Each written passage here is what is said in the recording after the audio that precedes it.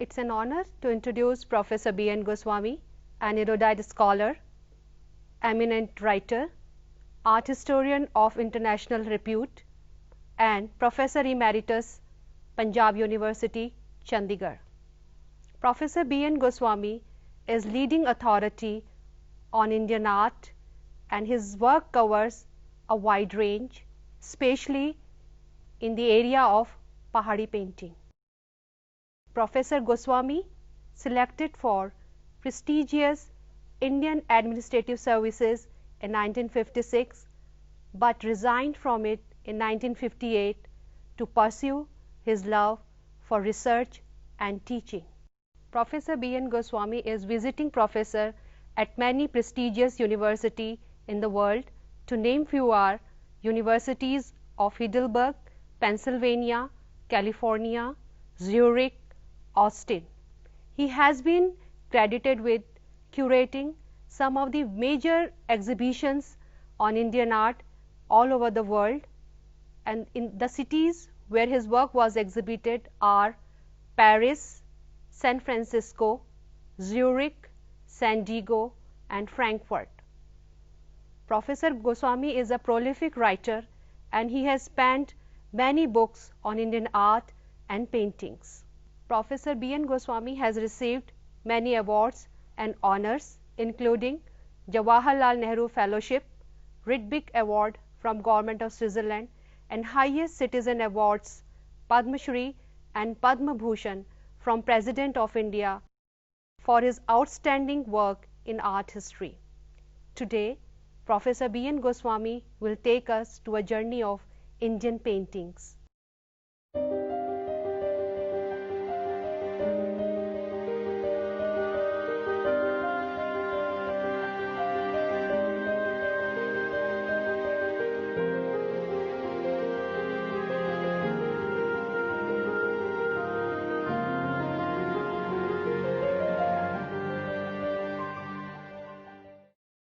When you confront a work of art, are face to face with it,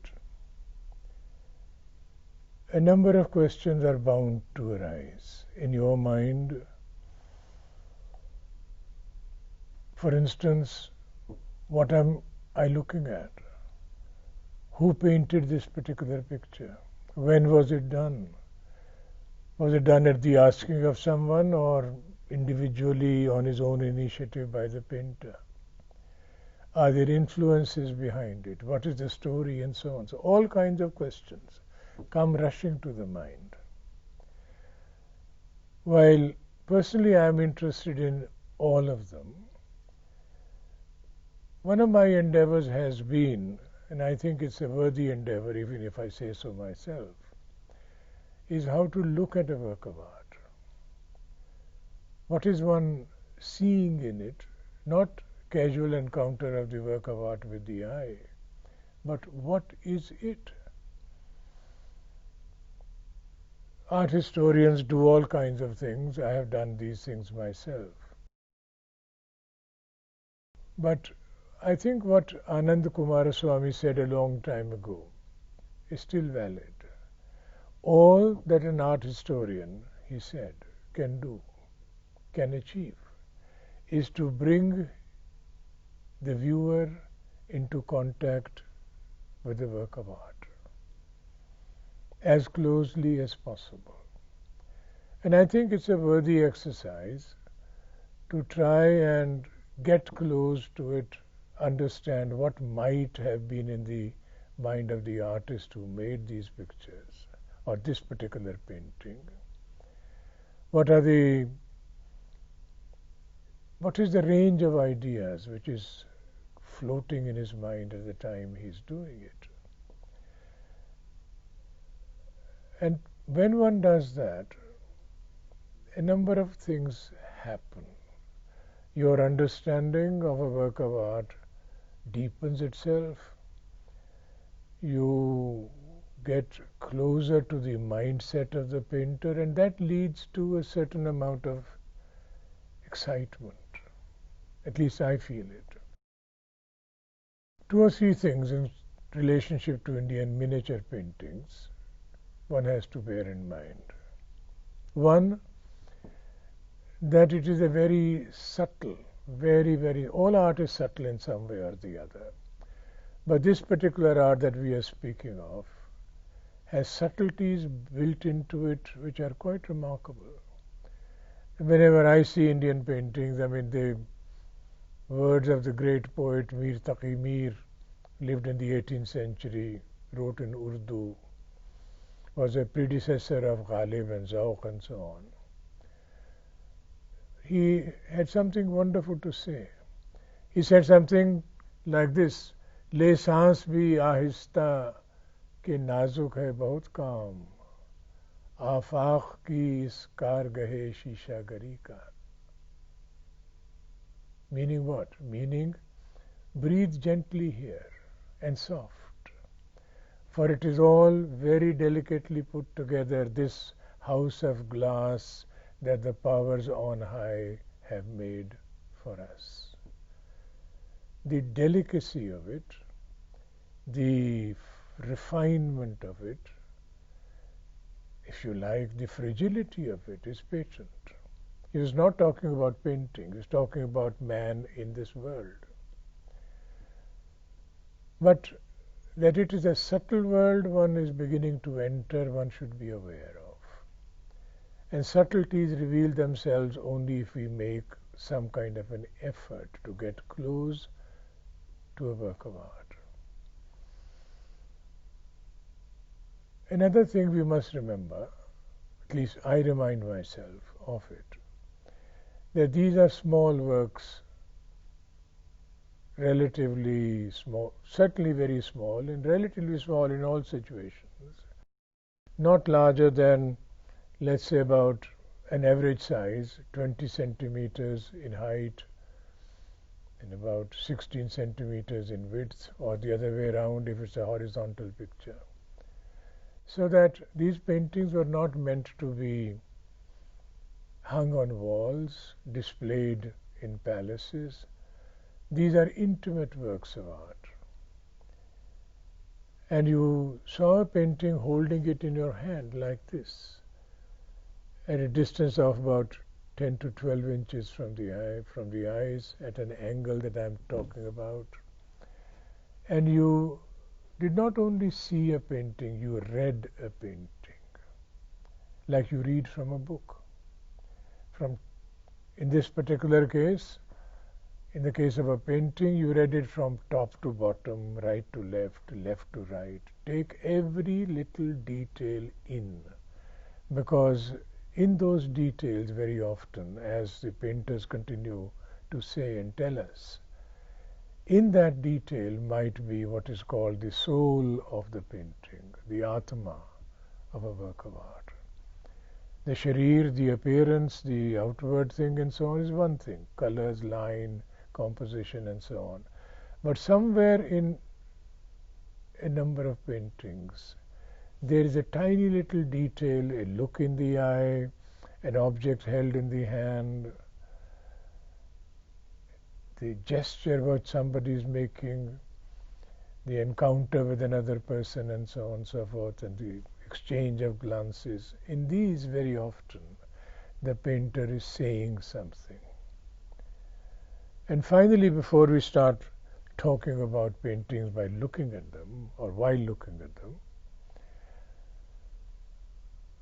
I would like to say that we have to be aware and be humbled by the fact that there is not a great deal we know about Indian painting still after decades of working on it, scholar after scholar, in generation after generation. We know that there is a great deal that is missing. A great deal has disappeared in the tube of time. So we have only a partial view of things. A very limited amount of material has come down. We know very little about it still. The names of artists are missing in most cases.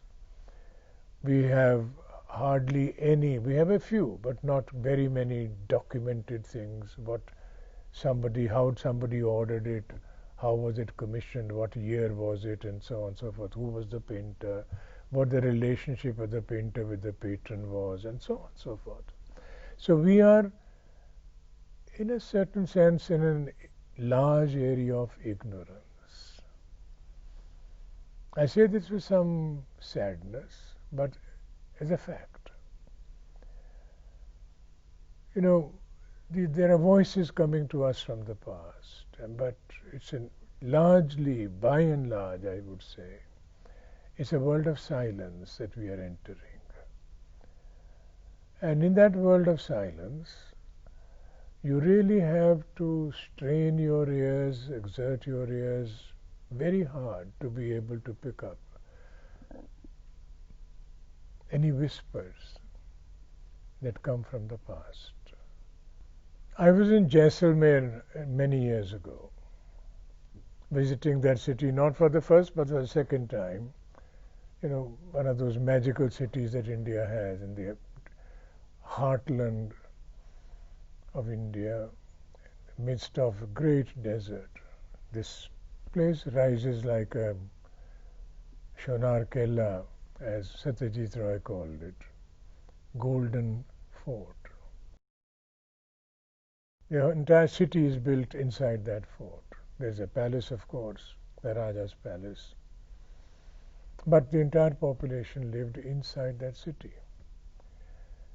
And in that particular palace, I had an interest in looking at paintings done on the walls. I had heard about them, had never seen them. So I was eager, keen. I had my camera with me and started looking for that particular painted chamber. Did not succeed. The chamber was there, but the door was locked. And as is not uncommon in our land, nobody knew where the doorkeeper or where the person who was in charge of that particular room was, gone on leave or whatever. But I was disappointed. All the same, I saw in that old wooden door a tiny little chink, a kind of a circular chink. And eager as I was, I put my camera against that particular little hole and took a shot. This is what I saw. My camera was able to see only this much, capturing 3 or 4 or 5 ladies elegantly dressed, moving from left to right.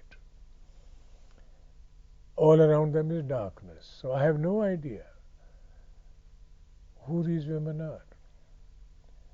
Are they gopis in search of Krishna? Could easily be. Or eagerly moving towards him. Are these princesses who are rushing towards some particular spot? Are these women of the town gathering together for a mela, like a Durga-Ashtami or something in honor of the great goddess? I have no idea. It's not a great detail that I'm looking at, or I saw. But it is symbolic, as far as I'm concerned, of our having only a very, very partial, slightly unfocused view of Indian painting. The rest of it is unknown, remains unknown. But patience pays. And whenever one is close to a work of art, then one zeroes in on a particular detail, one turns one's head or one's body a little further back or moves forward and so on. And one can start seeing some things. In the beginning it is all confusion, like what we are looking at now. It's a page from the sketchbook of an artist, probably from Kota. These painters, as we all know, used to work with very fine brushes, and a brush had to have a very sharp point to it. All the supporting hair would really ultimately veer towards a point which would be, because the drawing is extremely fine. So the painters kept on sharpening, in a certain sense, what they call it nok nikalna of the brush. And they also have to test out their pigments. There's a whole range of them. So this is obviously a sketchbook page, and the painter is doing all kinds of things, trying out the thickness of the brush, taking this pigment, that pigment, and produces this particular leaf. It's not meant to be seen by you and me. It's certainly not meant to be presented to a patron. It's all confusion, but attractive in its own way. I mean, you could compare it with, or not compare it, it puts you in mind of certain European paintings of the 20th century. But in this little detail, it's not a complete page. There is a figure that we also notice. We paint the figure, draw the figure afterwards, after you had done this or before, it remains unknown. But there's a little figure of a young boy dancing. That one can see. It's attractive, there's rhythm in the body, but we do not know who he is. There's a natural anxiety, natural curiosity on our part to know who he is.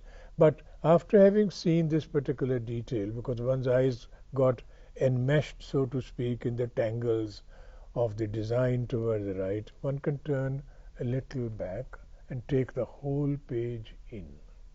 Towards the left, there is another area where the brush has been tried out, pigments are being, in a certain sense, tested.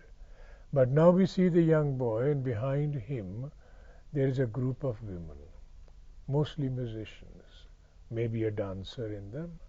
One male figure also is there. One of them is clapping her hands, another one is playing on an instrument, and so on. So we can understand that the dancing of the young boy is related to this particular area.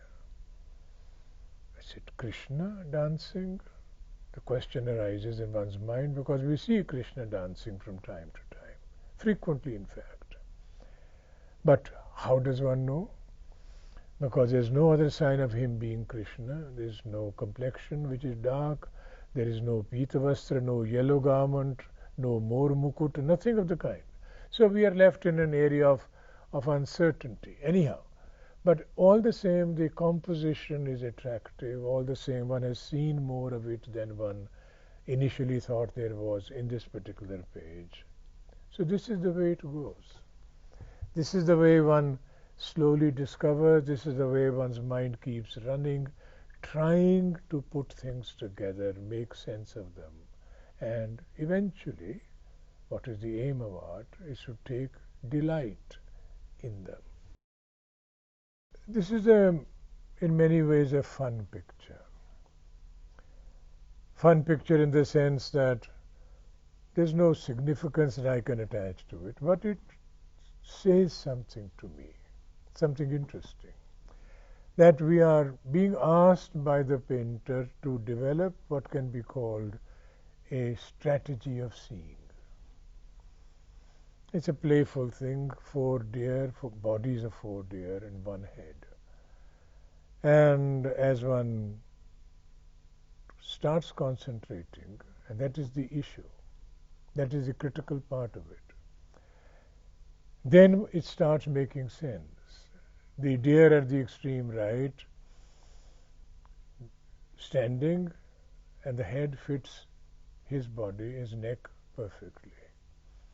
The deer crouching on the ground, again, the head fits nearly perfectly to the neck. The deer standing at left, scratching with 1 leg his nose, again the head is almost perfect. The problem can arise, of course, with the deer which is upside down. The head does fit there, but it doesn't go with the background because the background can't change, and so on and so forth like this. So why am I seeing this? Why does this painting attract me? Not as a great painting in itself, but as something which tells me, like the Jaisalmer detail told me, that one has to be aware of the difficulties, the problems of seeing. Very often, we do not recognize the fact that the painters are out there to demonstrate that they can do things differently from many others. This is a page of calligraphy, extraordinarily beautiful. And the words which are written as Bismillah ar-Rahman ar-Rahim, in the name of God, the merciful and the benevolent, which is, of course, one of the great sayings that resound in the Islamic world. If one knows Arabic and one starts reading it from the top right and moves towards the left, the saying is complete. The auspicious saying, Bismillah ar-Rahman ar-Rahim. It is reversed, however, on the other side. You can reverse the entire page and turn it upside down and still be able to read exactly the same. What is called a style of calligraphy, khatte makus, mirror image calligraphy. It must have taken years of practice for the painter or the calligrapher in this particular case to do this. Essentially then, what are we talking about? That we have to turn the picture around, if not necessarily turn the picture around, we have to keep moving our eyes over the page, top to bottom, right to left, left to right, and read it. Because in that reading, there is much delight. A painting appears to be a complete puzzle to begin with. And as a puzzle, again, it is symbolic of the kind of puzzlement that the person whose story it tells felt. It comes from a page of the Sikandar-Nama, one of the famous texts of Nizami, the life of Alexander the Great, who called Sikandar, of course, in the Islamic world. He said in that Alexander, in the course of his travels, is not only a conqueror, he is a person who questions, constantly is asking questions. Curiosity devours him. So it is said that in the course of his travels, he landed up at an island called Wak-Wak, where he saw a tree which was also called by the name of the island, Wak-Wak. And from that tree, or inside that tree, he saw scores of animals or animal heads and human beings hidden, hanging, suspended. And each one of them was speaking in a tongue that Alexander could not understand. Inadequacy is the point. Sense of wonder is the point made by the story. But this goes back a very, very long time.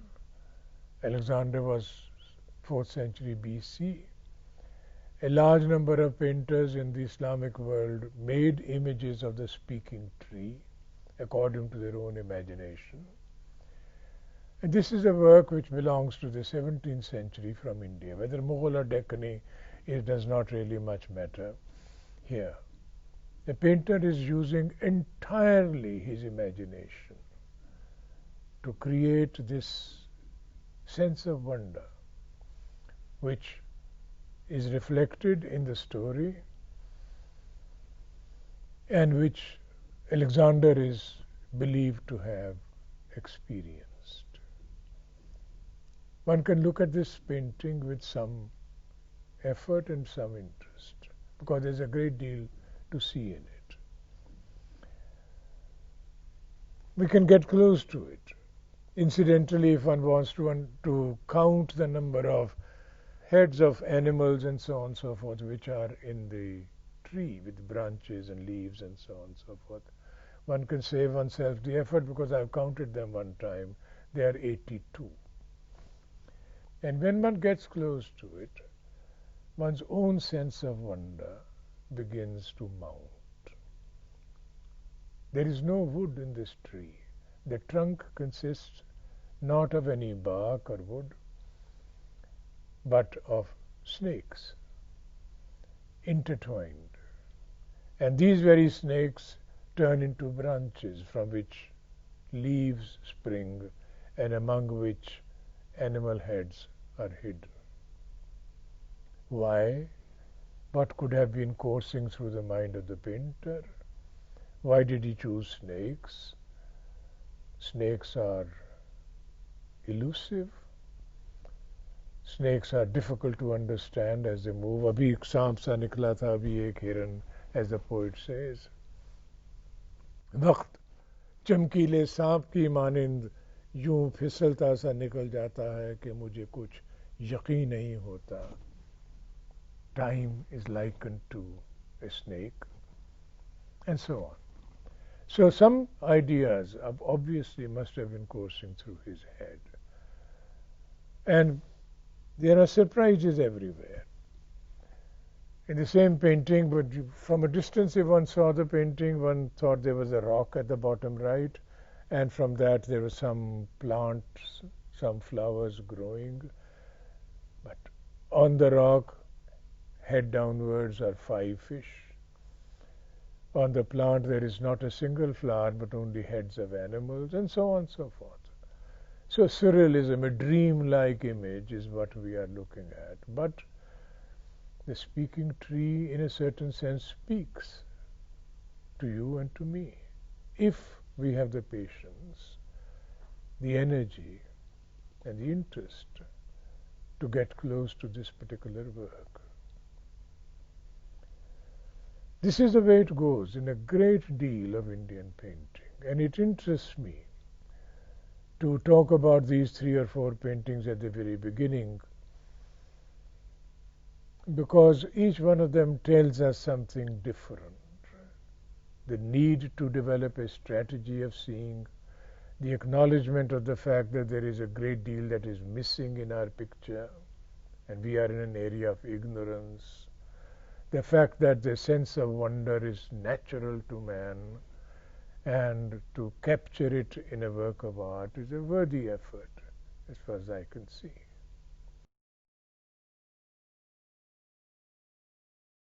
Indian paintings, small as they are full of the most attractive details.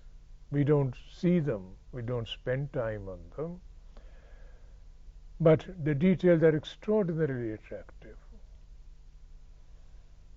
And if one just takes a small part of a painting, like this one is, something else is happening elsewhere, it's only a detail.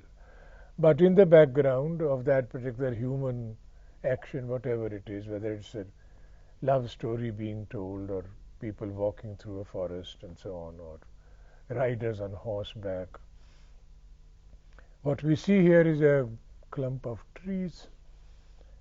In the background, a river or a lake. Further at the back, a little hill with a slightly sharp peak, and in the sky,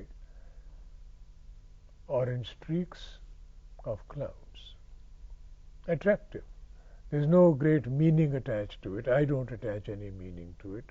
But it must be feeding into something else, which the rest of the painting contains. These details can be very seductive. It's not a very neatly done detail that we see, because one has seen trees with leaves which are extremely finely articulated by the artist.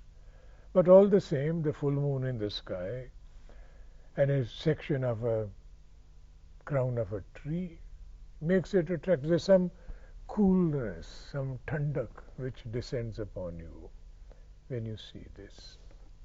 But while appearing to be rendering things as they appear to the naked eye, the painter is doing all kinds of things. He's changing things, like this detail, which there is a series of rocks piled upon the other, and there are animals, monkeys mostly, who are gamboling, playing in those rocks. But everything is bluish. Blue rocks like this, making up a mountain, unlikely. But this is what has occurred to the painter. He is using his own imagination to do this, as he is here in this particular detail of a flower or a plant with 2 or 3 flowers on it. Extremely unlikely that I have seen anything like this, but I am drawn to this particular painting, this detail, the rhythm of it, the lyricism that the painter has seen or created in this particular detail is overpowering. So it's not a question of what you only observe, but also what you imagine, and how imagination in a certain sense imposes itself upon observation, or it can work the other way around. Observation in a certain sense interferes with imagination, things like this. But all these details, and one should be alert to these, sensitive to these details while looking at these things. Like in here, again a detail from a painting. At the first sight, everything looks perfectly natural, so to speak. It looks as if this is the way things are in real life. They aren't. I mean, the rocks do not sink down to reveal a lake. Fish do not in life jump as if to a command. Flowers in the background do not necessarily grow at this equidistance and so on, one from the other and so on, but it's attractive. You know, the stunning liberties that the painter takes with natural appearances can be seen here. Now, there are 5 trees one sees in this detail. The trunks are barely visible. It is the golden oval shapes which form the crown of the trees which attract our attention. But trees like this in real life, unlikely.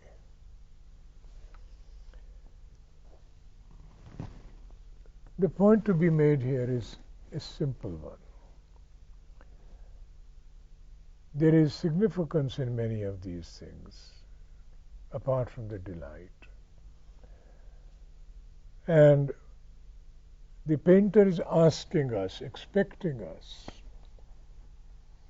to be alert, to be what in the Sanskrit tradition of aesthetics is called a suhridaya, of the same heart as a man who made it. Understanding, approaching it. We have to be what the aestheticians used to say, we have to be proper patra, we have to be deserving, so to speak, of taking from the work of art what has been put into it by the painter. A painting, once again, not the finest painting from this particular region or this particular century, but that is not in my mind at the moment. Let's look at this once again with some care. The painting consists of what we call 3 registers. Registers horizontal, columns are vertical. So we talk about 3 registers. The top register has poetry. The connection of painting and poetry is something very, very vital and very causal. But the poem from the Rasakapriya of the great poet Keshava Das of the late 16th century is describing what is going on. We can move quickly to the image in the central register. And what do we see there? What we see is a young lady, princess, maybe Radha, who knows, who's sitting on a chowki, on a throne-like seat, while her friends or companions or servants are all around her. She's looking attractive. She's made effort to look attractive, and probably is turning around to ask some close companion, how do I look? There are people who are attending to her. There's a young lady at the extreme right who's bringing nearly a platter full of pawns, another one is holding a mirror in her hand. The young lady who's bending close to her feet is talking to her. Another one is holding a fly whisk, a charmer. So apparently, and you and I are asked to imagine, are asked to understand, expected to understand, that this is a preparation for meeting the lover. In the bottom register of the same painting, magically all companions have disappeared. And the young lady now sits in the grove in a garden, anticipating the arrival of the lover. She's looking in the direction of right. That's where he was to come from. But at the last minute check on her own appearance, she holds a mirror, a round mirror, in her hand to see if everything is in place, her bindiya or her earring or her nose ring and so on. And suddenly, what she sees in the mirror is not one face, that is hers alone, but another. And she raises a wondering finger to her lips. Who is this? How does this happen? And the poet has said, in the verse which is inscribed at the top, says that she says to herself, is he so much, talking about the lover, is he so much a part of my thoughts that I cannot see myself alone in a mirror anymore? But you know and I know, and the poet knows, as also the painter, that the lover has played a trick upon her. He, instead of coming from the right, he has moved in from behind, and behind that cypress and banana trees he stands. It is his face which is being reflected in that mirror. Mild delight would arise. Her sense of wonder is only temporary. It's not the sense of wonder at looking at a speaking tree, but it's a delight in this, a playfulness in the verse, and the painter has joined the poet in creating that playful effect for you and for me. If one were to go by what the painters keep on saying, I'm talking about painters who belong to the tradition but are living today, that there is a sharir and an atma, the body and the soul of each work of art, and the soul in this particular case resides in that little detail of two faces being reflected while only one person is looking into it. Something similar happens here.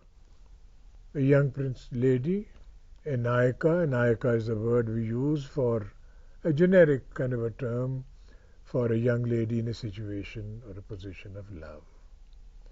There are nayakas of all kinds, described in elaborate terms by poet after poet. Nayaka Bhed, a body of literature as there is around it. The types of nayakas: she who waits for the lover, she is jilted, she who walks through the middle of the night to meet him, and she is the one who is angry, she is the one who is remorseful after having expressed anger, and so on. Now this nayaka, we don't know exactly who she is, probably a Vasak Sajja.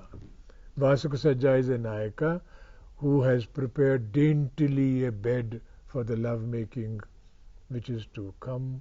But at this moment, she is seated in a chamber of her palace, and her head is slightly downward inclined, as if she is wistful, uncertain.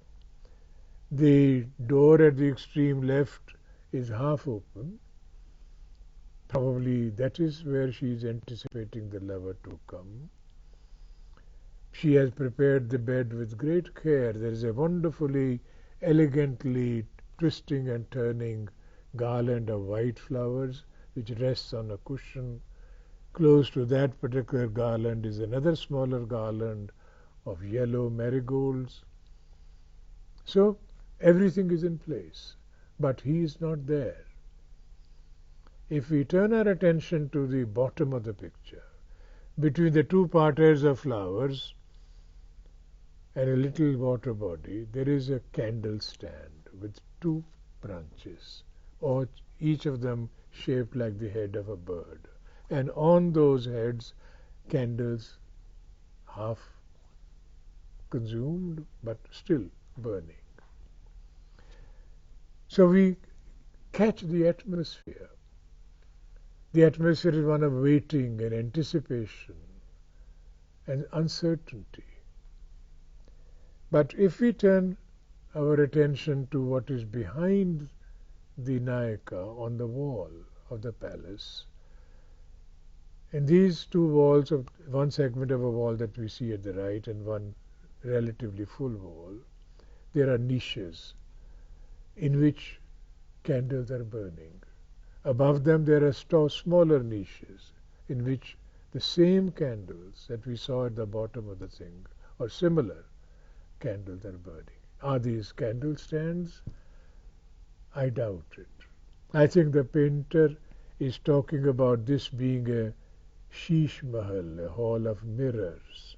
And in these niches are mirrors in which the same candle stand, the lone candle stand, which was at the bottom of the painting, is being reflected.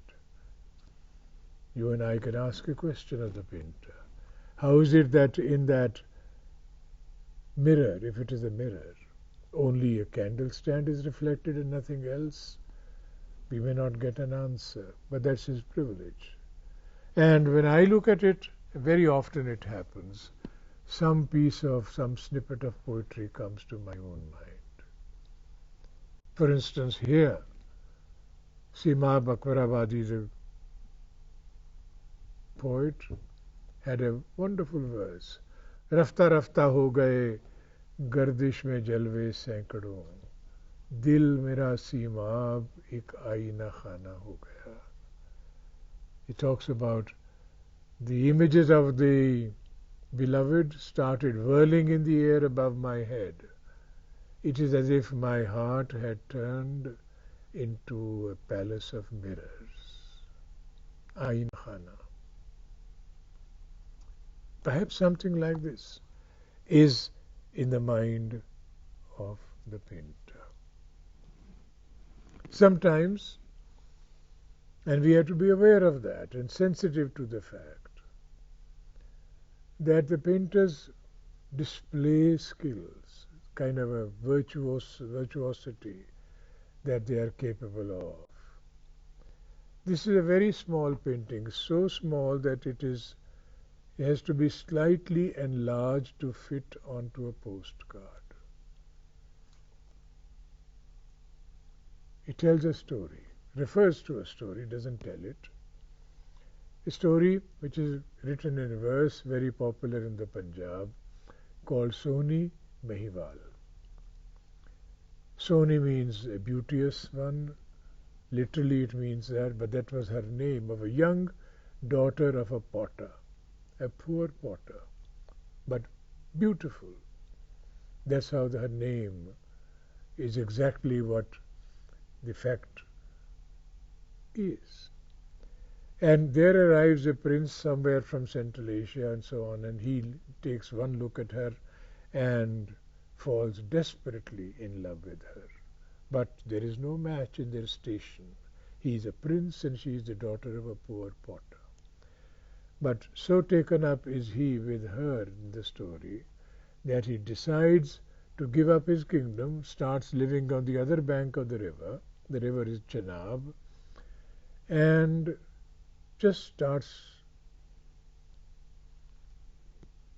to look at or to work as a tender of buffaloes. Like a cowherd, you have a buffalo herd. And that's what he does. Waits every night on the bank of the river. She steals from her father's home in the darkness of the night. She does not know how to swim. So she takes a pot, a baked pot from her father's collection, which he has baked during the day, puts it under her belly, and with the aid of that boy, she floats.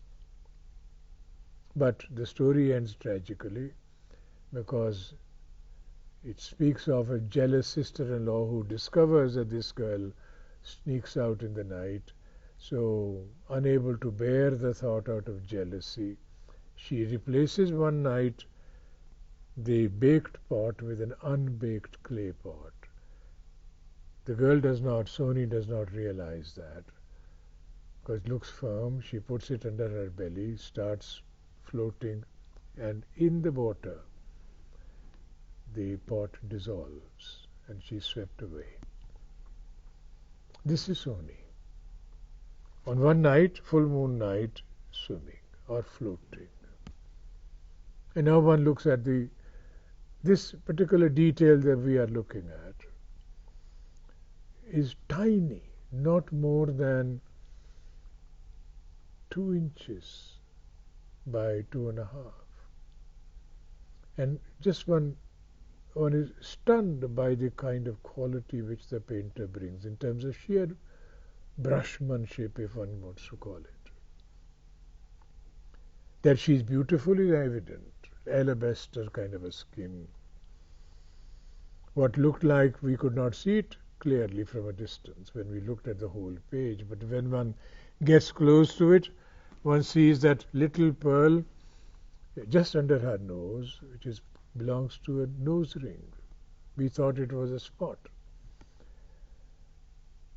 Under her belly, one can now see the outline of a clay pot. And one now sees the swishing of water as she moves her hands in the water and the curls and curlicues that water makes. Wherever one sees, one looks, one sees wonderful detail, soaked in feeling. That I must add. The reflection of the full moon in the sky here is quite clearly directly above her. And on the other bank there is this prince, Mahiwal. As a prince he carries a shield and a sword which he is resting on the ground, and he is playing upon his flute, not looking in the direction of the river, because he is certain that she will come. And the buffaloes whom he has brought with him, because he can't trust them to anyone else, in the middle of the night, some of them are paying attention to his flute, others are just sitting and chewing cud or whatever they are doing, and so on. It's a tour de force. It is a demonstration of the ability of the painter to do things not only with great feeling but also with great skill. Among the great treasures of Indian painting are works like this.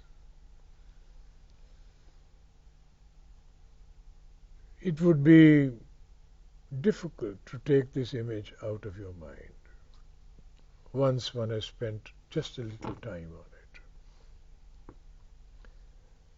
Connection between painting and poetry once again comes to the fore in one's mind. It's a folio from a large series related to, I'm reluctant to call it illustrating, related to or inspired by a great poetic work called the Govt, one of the last great lyrics in Sanskrit written in India, by the poet Jayadev. The poet wrote it in the 12th century. He lived very, very far away in Odisha or Bengal. But the painter who is doing this, or capturing the essence of what the poet had said, mirroring it, paralleling it, so to speak, in his own fashion, here in the Pahadi area in the late 18th century. The poem is all about the love of Radha and Krishna. Geet Govind, the song of the divine cowherd, it is called. Most of it, or nearly all of it, is about love.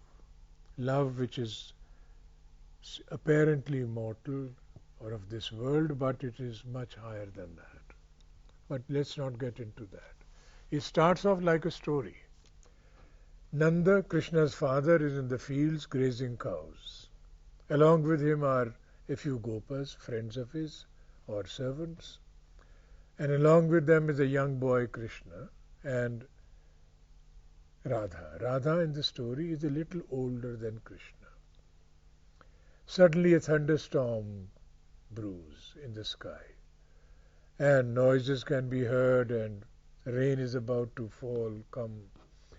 And Nanda turns to Radha and says to her, "Take this boy home," pointing towards Krishna, because he'll get afraid. This noise and this great commotion might be too much for him. So on the way back, just the two of them leave for home. On the way back, the poet says, along the banks of the river Yamuna in that forest, their love began to unfold or manifest itself. The first meeting of the eyes, so to speak. How the painter renders it is magical. The brooding mystery of the forest, the darkness of the night, the quiet flow of the Yamuna in the background, the stars just beginning to appear in the sky at the top. Quietness reigns, and in that quiet atmosphere, the two lovers embrace. Krishna has put his hand around her shoulder. With the other hand, he is holding her close to himself, and Radha turns, looks at him. Their eyes are completely locked. It's almost as if it's a kind of a mask. I'm not talking about mask that you wear, but mask is a performance. The two bodies are very close to each other. She's looking into his eyes avidly, and he is, of course, doing the same while holding her in his clasp. Time, as I see it, has been made to stop by the painter. The rest of the world ceases to exist. And one is caught in a moment which has been thrown by the painter beyond the reach of time.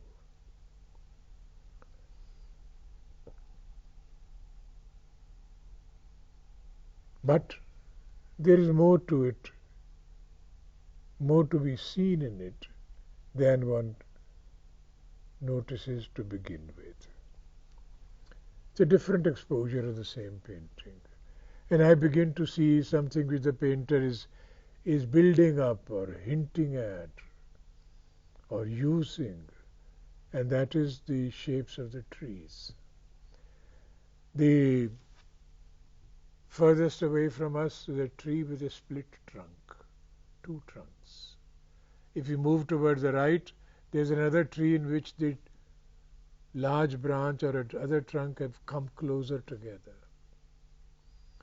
And when we come to the trees which are directly behind where the two lovers are standing, the trees seem to embrace each other, one dark, one light. The dark obviously hints at Krishna, dark as the cloud, Ghanashyama, and the other lighter in complexion, lighter in color, Radha, who's bright like the lightning, Damini.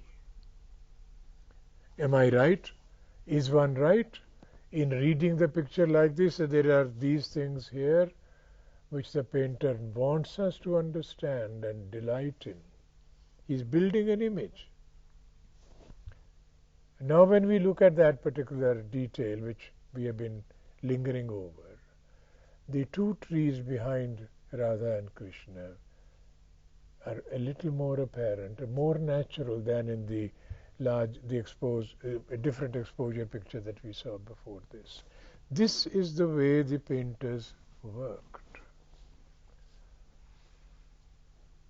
From the Bhagavata Purana, which is another sort of great series relating to the text dear to all Vaishnavas, in which it's not all about the love of Radha and Krishna, unlike the Gita Govinda, but there is a prasanga, there is an episode in that, in which Krishna is the cynosure of all eyes. Everyone loves him, including, of course, the gopis, the young maidens, cowherdesses.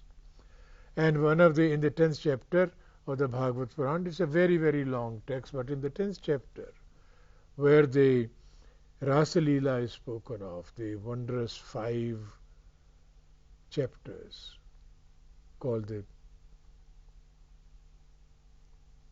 Master of the Moonlight, seems to have painted it, as Archer put it.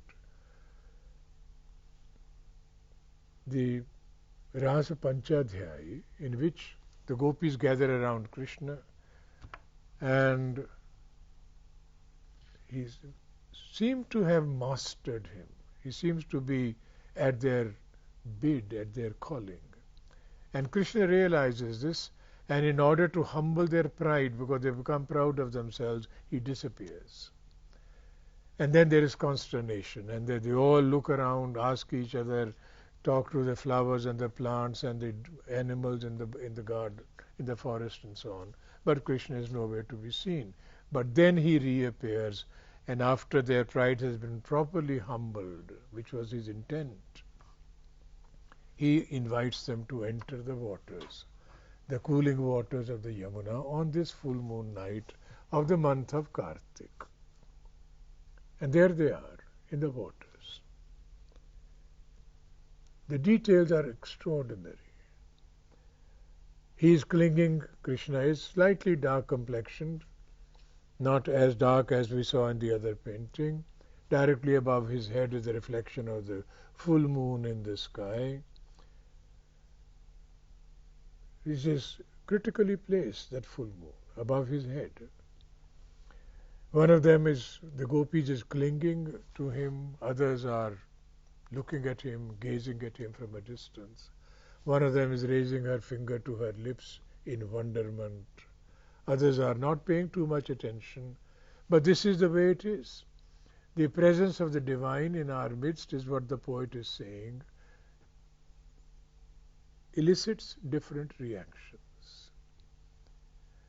But while we are looking at this, we did not pay enough attention, and that is the problem. And that is also where delight resides.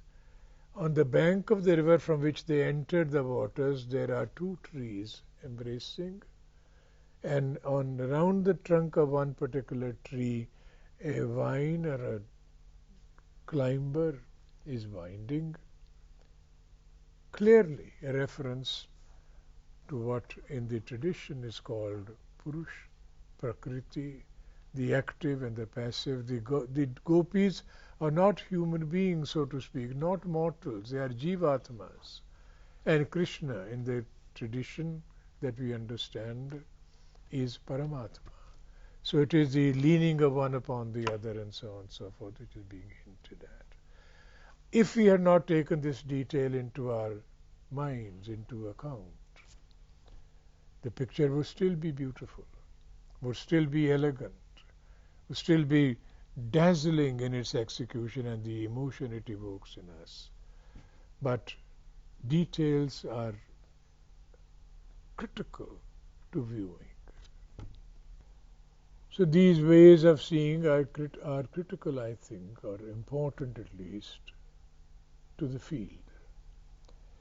And even though we have looked at just a few paintings at this moment, there is much more in the same strain that one can see and one can speak about. I mean, one can take, maybe another time I would take that, a group of paintings which essentially treat of only one motif, fire. How different painters see fire, how they approach it, how different ideas keep floating in their heads, is interesting in the extreme.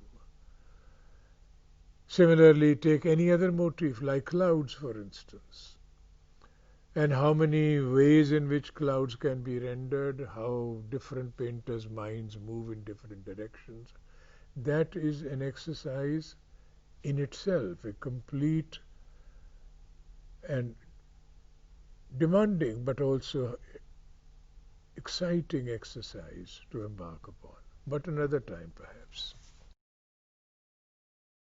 On behalf of CCRT, CIET and CERT, I extend my heartiest thanks to Professor B N Goswamy, but this is not the end. We will continue with his lectures in second part.